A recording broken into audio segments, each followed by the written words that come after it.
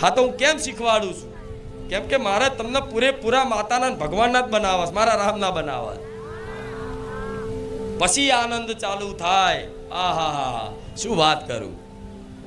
વિચારો, મારી વાણી સાંભળવાથી તમારા રોમ રોમમાં આનંદ છલકાતો હોય તો જેના કોઠે હું બોલું છું એના જેટલો આનંદ હશે એટલો ખાલી કલ્પના કરો, ખાલી વિચાર કરો. રામ, આ શું ખોટું? પણ તમને બેસવાથી આનંદ આવે છે, સાંભળવાથી આનંદ આવે છે, ઊભું થવાનું મન નહીં થતું, ભૂખ નહીં લાગતી, તરસ નહીં લાગતી.